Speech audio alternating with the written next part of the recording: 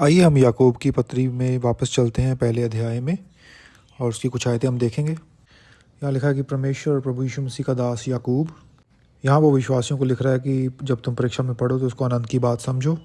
यदि हम इस कलीसिया की बात करें तो यहाँ भी कुछ लोग हैं, मुझे प्रभु ने नहीं पर कुछ उन लोगों ने स्वयं आके बताया कि वो कुछ परीक्षाओं का सामना कर रहे हैं, और कुछ लोग हैं जो बहुत ही कह लीजिए कि कुछ बहुत ही ज़रूरी परीक्षाओं में से गुजर रहे हैं।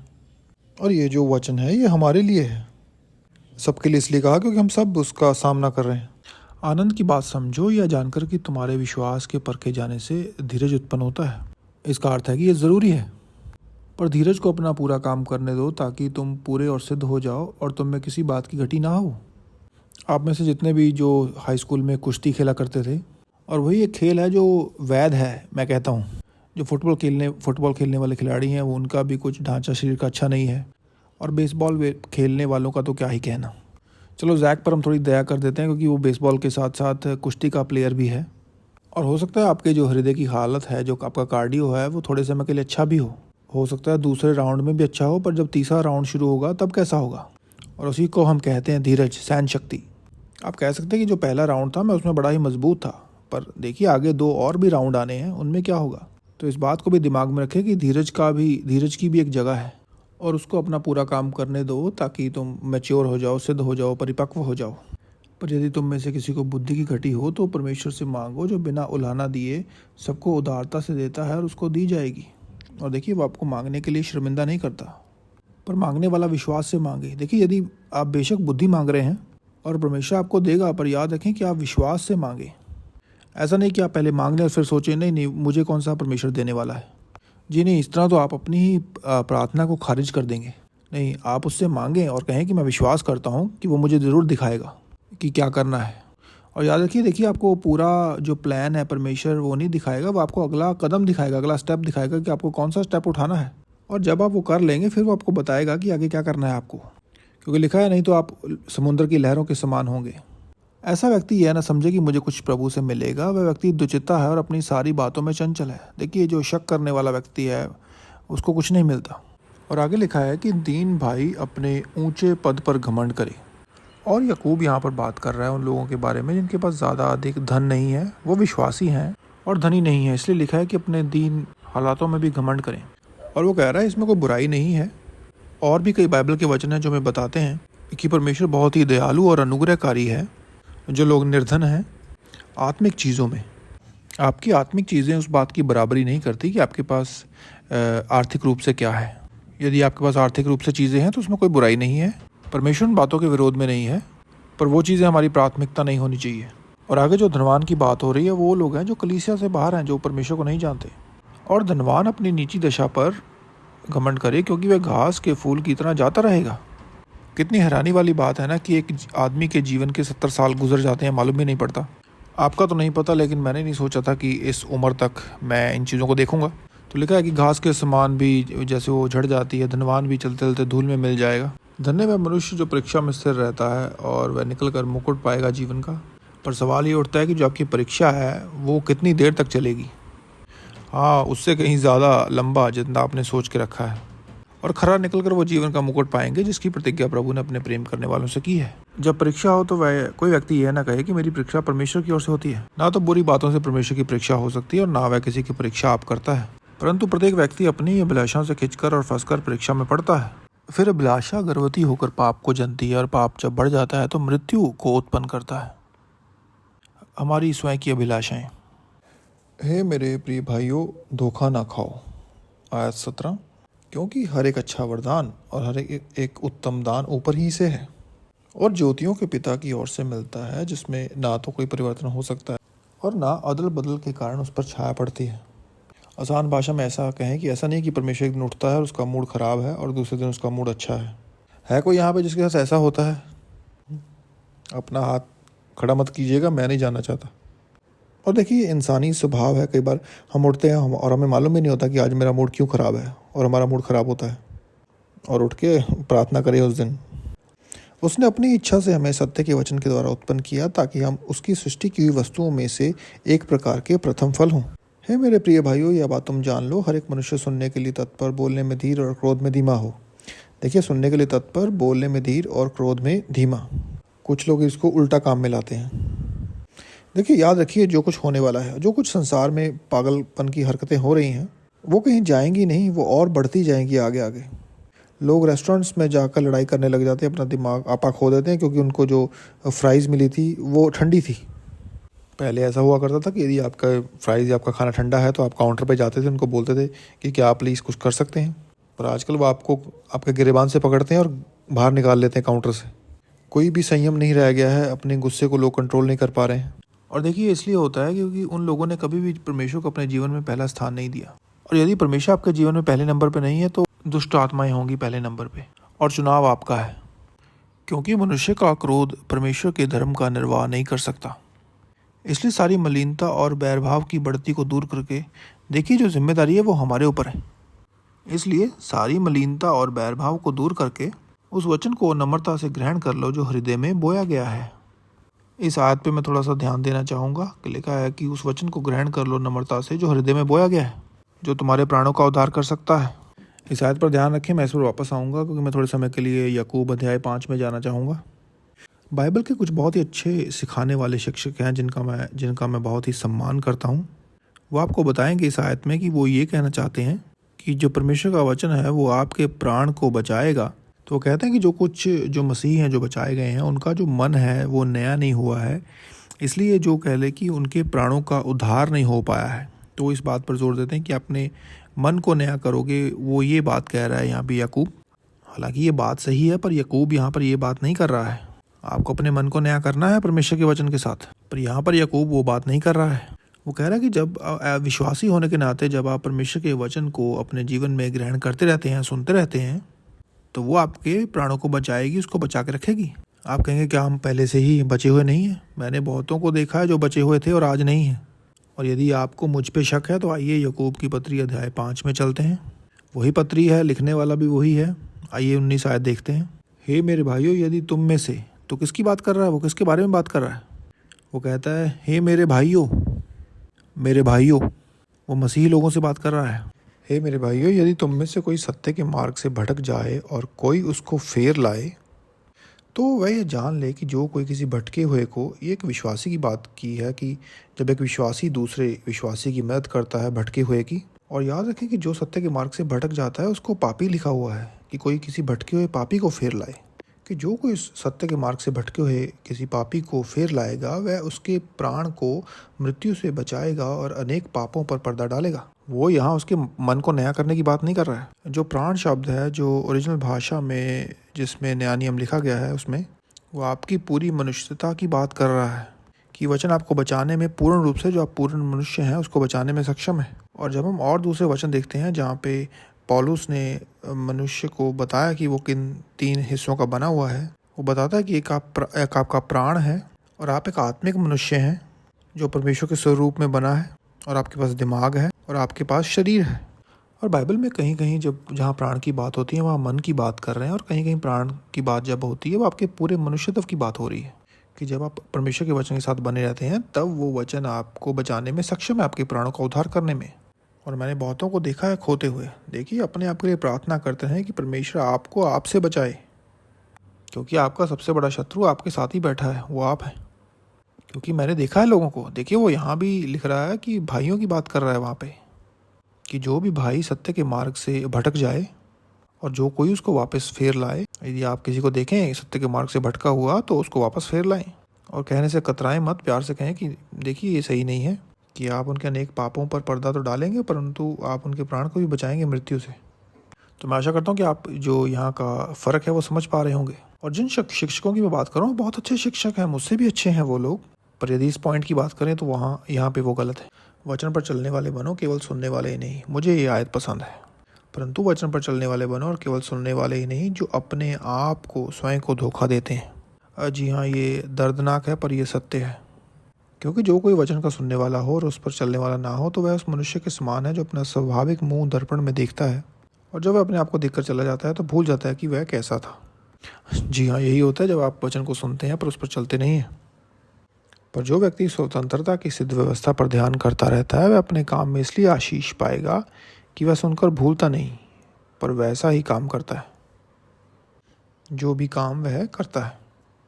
मुझे समझाने दीजिए अपनी सिंपल भाषा में। कलीसिया में सिर्फ आना और अपने दशमांश को देना ये अच्छा है, पर सिर्फ इतना करना ही आपको आशीषित नहीं बनाएगा। परमेश्वर के साथ अगर आप परमेश्वर के वचन को मानने वाले हैं, कलीसिया में आते हैं और वो करते हैं जो सिखाया जाता है, और जब आप उस वचन की ओर देखते हैं, जैसे याकूब कहता है कि दर्पण में देखते हैं, और फिर जब आप बाहर जाते हैं तो आप करते हैं जो आपने देखा है। ऐसा नहीं कि आप कलीसिया में आए और जैसे बाहर निकले सब भूल गए। अगली आयत, और यदि कोई अपने आप को भक्त समझे और अपनी जीभ पर लगाम ना दे पर अपने हृदय को धोखा दे, तो उसकी भक्ति जो है वो व्यर्थ है। हमारे परमेश्वर और पिता के निकट शुद्ध और निर्मल भक्ति यह है कि अनाथों और विधवाओं के कलेशों में उनकी सुधि ले। और देखिए, ये आपको करना चाहिए, लोगों को मिले। देखिए, यदि मेरी कलीसिया को कोई सदस्य हो, यदि वो अस्पताल में हो, तो यदि मैं शहर में हूँ तो मैं ज़रूर जाता हूँ उनको मिलने, और ये हमें करना है, ये हमें करना चाहिए। और आप पूछेंगे इससे क्या होगा? देखिए, उनको कम से कम ये तो मालूम पड़ेगा कि आप उनसे प्रेम करते हैं। अनाथों और विधवाओं के क्लेश में उनकी सुधि लें और अपने आप को संसार से निष्कलंक रखें। वहाँ लिखा है और के बाद भी जो लिखा है वो भी उतना ही ज़रूरी है जो उससे पहले लिखा है। आपको मालूम है, जब आप इस दरवाजे से, चर्च के दरवाजे से बाहर निकलते हैं और जब आप अगले हफ्ते आएंगे, हो सकता है कि आपके ऊपर बहुत सारे धब्बे लगे हों। कई बार जब आप रविवार कलीसिया से निकलते हैं और आपको मालूम नहीं होता कि अगले हफ्ते, अगले रविवार तक मैं अपने आप को संभाल पाऊंगा कि नहीं। कितने पवित्र लोग यहाँ पे बैठे हैं, कैसे मैं इन सब इतने पवित्र लोगों के बीच में आ गया हूँ।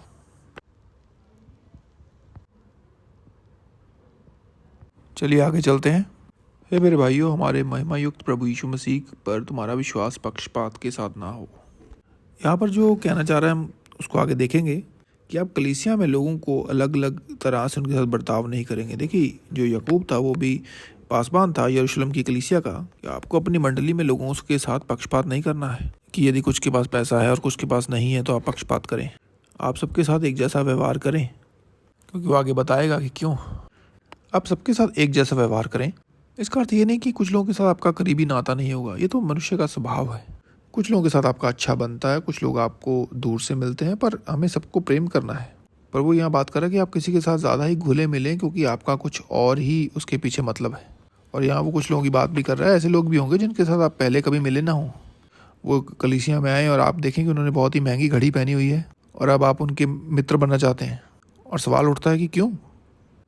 अगली आयत, क्योंकि यदि एक पुरुष सोने के छल्ले और सुंदर वस्त्र पहने हुए तुम्हारी सभा में आए और एक कंगाल भी मैले कुचैले कपड़े पहने हुए आए, और तुम उस सुंदर वस्त्र वाले का मुंह देखकर कहो कि तू वहाँ अच्छी जगह पर बैठ जा, यही आपके जो गलत आपके इरादे हैं।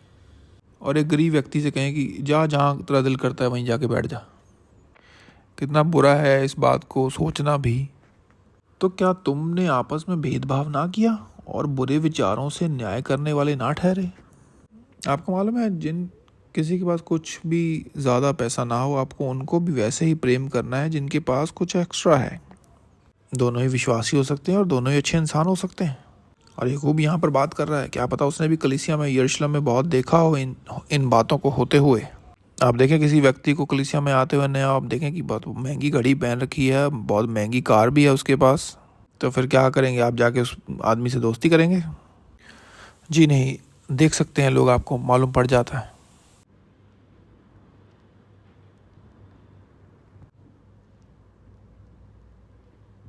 हे मेरे प्रिय भाइयों, सुनो, क्या परमेश्वर ने इस जगत के कंगालों को नहीं चुना कि विश्वास में धनी और उस राज्य के अधिकारी हों जिसकी प्रतिज्ञा उसने की है जो उससे प्रेम रखते हैं? और उत्तर है हाँ। पर तुमने उस कंगाल का अपमान किया। क्या धनी लोग तुम पर अत्याचार नहीं करते, और क्या वे ही तुम्हें कचहरियों में घसीट घसीट कर नहीं ले जाते? ये उनका तरीका है तुमसे बदला लेने का। वो आपको कोर्ट कचहरी में घसीटते हैं और आपको दिवालिया करना चाहते हैं, चाहे वो मुकदमा गलत ही क्यों ना हो। क्या वे उस उत्तम नाम की निंदा नहीं करते जिसके तुम कहलाते हो? तो भी यदि तुम पवित्र शास्त्र के इस वचन के अनुसार कि तो अपने पड़ोसी से अपने समान प्रेम रख, सचमुच उस राज व्यवस्था को पूरी करते हो तो अच्छा करते हो।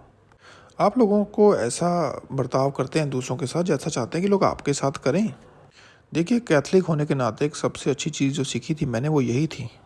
और एक कैथलिक होने के नाते ये मैसेज जो था वो हमारे अंदर हर हफ्ते डाला जाता था, हर हफ्ते कि आप दूसरों के साथ वैसा ही बर्ताव करें जैसा आप चाहते हैं कि लोग आपसे करें। अगली आयत, पर यदि तुम पक्षपात करते हो तो पाप करते हो और व्यवस्था तुम्हें अपराधी ठहराती है। क्योंकि जो कोई सारी व्यवस्था का पालन करता है परंतु एक ही बात में चूक जाए तो वह सब बातों में दोषी ठहर चुका है। यही वो यहाँ कहने की कोशिश कर रहा है। इसलिए कि जिसने कहा है तो व्यभिचार न करना, उसी ने यह भी कहा है तो हत्या न करना। इसलिए यदि तूने व्यभिचार तो नहीं किया पर हत्या की तो अभी तो व्यवस्था का उल्लंघन करने वाला ठहरा। तो अपनी गलतियों को छोटा करने की कोशिश ना करें कि मेरी गलती उतनी बड़ी नहीं है जितनी उसकी है। जी मैं मानता हूँ बाइबल में लिखा है बड़े अपराध और छोटे अपराध, पर वो यहाँ कहता है कि फिर भी आप अयोग्य ठहराए जा सकते हैं। जो भी आपने गलत किया उससे आपको माफ़ी मांगनी ज़रूरी है, उससे आपको शुद्ध होना ज़रूरी है।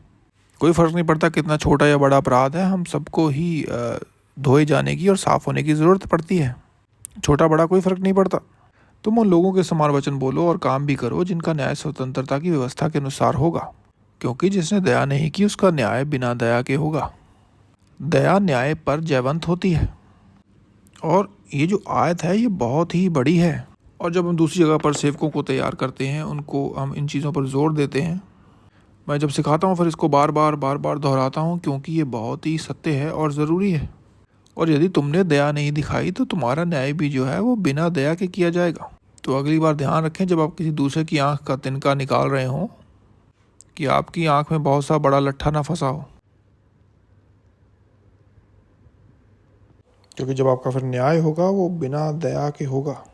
और जैसा मैं उनको सिखाता हूँ कि दया का मतलब ही होता है कि वो दया के लायक नहीं है, फिर भी आप उनको दया दिखाते हैं। वो डिज़र्व नहीं करते थे फिर भी आपने उनको दया दी। यदि वो उसके लायक होते तो फिर वो दया नहीं होती। ये दया है क्योंकि वो इसके योग्य नहीं थे, पर फिर भी आपने उनको क्षमा किया, दया दिखाई, यही तो दया है। एक अभ्यास करें एक अच्छा माफ़ करने वाला व्यक्ति बनने की, खासकर इस समय में जब हम जी रहे हैं। जिस समय में यहाँ पे हमारे पास बहुत सारे मौके आते हैं गुस्सा होने के। लोग हों, चाहे आपका बॉस हो या कुछ भी हो, क्या पता आपकी सास हो, कोई भी हो सकता है। हे मेरे भाइयों, यदि कोई कहे कि मुझे विश्वास है पर वह कर्म ना करता तो इससे क्या लाभ? क्या ऐसा विश्वास कभी उसका उद्धार कर सकता है? और देखिए यहाँ पे याकूब ये नहीं कह रहा है कि जो विश्वास है वो महत्वपूर्ण नहीं है, ना वो ये कह रहा है कि कर्मों का करना महत्वपूर्ण नहीं है। उसके कहने का मतलब ये है कि जो आपके काम हैं वो आपके विश्वास में से निकलने चाहिए, उसमें से पैदा होकर आपके जीवन में से नज़र आने चाहिए आपके काम। आप लोग जो यहाँ पर उठ के आए हैं अपना बिस्तर छोड़ के, नहा के, कपड़े पहन के, अपना खुद का पेट्रोल खर्च करके, वो इसलिए आप आए हैं क्योंकि आपका विश्वास नज़र आता है इसमें। जितनों को मैं जानता हूँ यहाँ पे, मुझे नहीं लगता, मैं ये नहीं मानता कि वो आप लोग यहाँ पर कोई बिज़नेस या कोई मीटिंग करने आए हैं किसी और के साथ। आप आए हैं अपने विश्वास के कारण। और यही याकूब यहाँ पे कहने की कोशिश कर रहा है कि तुम्हारे जो काम है वो तुम्हारे विश्वास को दिखाएंगे, यदि तुम्हारा विश्वास सच्चा और खरा है। और ऐसा ही होना भी चाहिए। वो उदाहरण देता है कि यदि कोई भाई या बहन नंगे उगाड़े हो और प्रतिदिन के भोजन की घटी उनको हो, और उनमें से कोई उन्हें कहे कुशल से जाओ, तुम गर्म रहो, तृप्त रहो, और जो वस्तुएं दे के लिए आवश्यक हैं वह उन्हें ना दे, तो क्या लाभ होगा? आशीषित रहो, पुराने नियम की सारी आशीष उनके ऊपर बोल दो। पर क्या पता उनको खाने के लिए पैसों की ज़रूरत हो, शायद। वैसे ही विश्वास भी यदि कर्म सहित ना हो तो स्वभाव में मरा हुआ है। और एम्पलीफाइड बाइबल में इस तरह लिखा है कि यदि उस काम उसके अनुसार ना हो तो मरा हुआ है विश्वास। क्योंकि जो आपके एक्शन है, आपके जो कर्म हैं, वो दिखाते हैं कि जो आपके अंदर विश्वास भरा हुआ है वो कर्मों के द्वारा बाहर नजर आते हैं। सो वैसे ही विश्वास भी यदि कर्म सहित ना किया जाए तो अपने स्वभाव में मरा हुआ है। वरन कोई कह सकता है तुझे विश्वास है और मैं कर्म करता हूँ, तो अपना विश्वास मुझे कर्म के बिना तो दिखा, और मैं अपना विश्वास अपने कर्मों के द्वारा दिखाऊंगा। मुझे बहुत ही पसंद है ये आयत। वो इसलिए कि आप मुझे आकर मत बताएं कि आप कितने कमिटेड या वचनबद्ध व्यक्ति हैं। मैं नहीं सुनना चाहता कि आप कितने वचनबद्ध व्यक्ति हैं। मैं देखना चाहता हूँ, मुझे अपने कामों से दिखाएं। और देखिए, परमेश्वर की आवाज़ है, उसका हृदय। आप मुझे यहाँ पर बैठा हुआ देख रहे हैं, पर जो मैं बोल रहा हूँ ये पवित्र आत्मा की प्रेरणा के द्वारा लिखा गया है, किसी मनुष्य की दिमाग की उपज नहीं है। ये यहाँ पर याकूब नहीं सोच रहा है, ये परमेश्वर की आत्मा के द्वारा प्रेरणा से लिखा गया है। हमें ना बताएं कि आप परमेश्वर से कितना प्यार करते हैं, हमें दिखाएं। और देखिए, कुछ समय होगा जब परमेश्वर हमें कुछ करने के लिए कहेगा जो हम सचमुच उस वक्त करना नहीं चाहते, जो परमेश्वर में कह रहा है। पर यदि आप उससे प्रेम करते हैं तो आप करेंगे। कुछ समय होते हैं जब आपका बिल्कुल मन नहीं कर रहा होता। जैसे कल की रात मैं बैठा सोच रहा था कि मैं थका हुआ हूँ कि मैं क्या प्रचार करूँ, मैं किस बात का प्रचार करूँ। और आज सुबह भी मैं उठा और मैं बोल रहा था मैं थका हुआ हूँ। पर फिर भी आपको चलना पड़ता है, आप रुकते नहीं हैं। और यदि आप ये जो आसान सी चीज़ है जो कि एक्शन लेना, एक्ट करना, इसको यदि आप नहीं सीखेंगे तो आप नौकरी कैसे कर पाएंगे? क्या करेंगे आप? फ़ोन करेंगे उनको कि मैं 20 मिनट में आऊँगा काम पे, और अगले दिन फिर आप फ़ोन करें और कभी काम पे पहुँचे ही नहीं, तो वो क्या सोचेंगे? यही सोचेंगे कि आप कोई खरे व्यक्ति नहीं है। पर आप काम के ऊपर पहुँचने के द्वारा उनको दिखाते हैं कि यस, मैं सीरियस हूँ, मैं काम करना चाहता हूँ। तुझे विश्वास है कि एक ही परमेश्वर है तो अच्छा करता है। दुष्ट आत्माएं भी विश्वास रखते हैं और थर थराते हैं। मैं भी प्रभु पर विश्वास करता हूँ, आप कहेंगे। पर याकूब यहाँ पर कहना चाहता है कि तुम कह रहे हो परमेश्वर पर मैं विश्वास करता हूँ, पर तुम्हारे काम नहीं बता रहे हैं। दुष्ट आत्माएं परमेश्वर पर विश्वास करती हैं, वो हमसे कहीं ज़्यादा जानते हैं परमेश्वर को, पर वो परमेश्वर की आज्ञाकारिता नहीं करते। पर हे निकम्मे मनुष्य, क्या तू नहीं जानता कि कर्म के बिना विश्वास व्यर्थ है? और आप लोग कहते हैं किसी को निकम्मा मत कहो। कि याकूब को क्या हो गया, वो लोगों को निकम्मा क्यों कह रहा है? वो सही है यहाँ पर।